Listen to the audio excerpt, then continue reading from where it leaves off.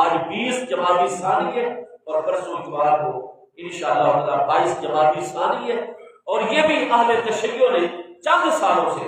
ورنہ اگر آپ ملا باقر مجلسی کی کتاب جو 1112 ہجری میں فوت ہو رہا ہے، اس کی حیات القلوب اور اس کی بہار الانوار جلد نمبر 45 میں آپ دیکھیں گے، اس سے پیچھے آپ چلے جائیں گے اصول کافی تک، جتنی کتابیں آپ کو ملے گی حضور سیدہ خاتون جنت سلام اللہ تعالی علیہا کی ولادت مقدسہ کی تاریخ کے بارے میں، جیسے اہل سنت خاموش ہے،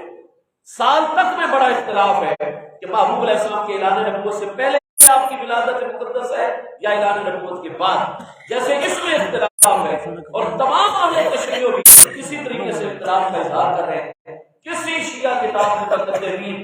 اور دور متوسطہ تک نہ کسی مہینے کا ذکر ہے نہ تاریخ کا، لیکن چونکہ انہوں نے امت کے مقابلے میں الگ سے اسلام پیش کرنا ہوتا ہے اور ہر معاملے میں امت کا مقابلہ،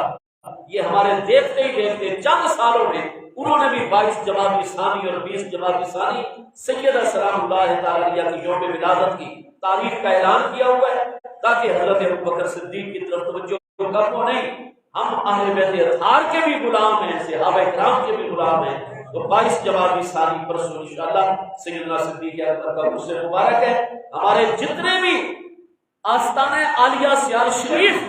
برکت و فیض کے مرکز سے تعلق رکھنے والے ہیں، انشاءاللہ سب سیدنا صدیق اکبر کے لیے سارے ثواب کریں گے۔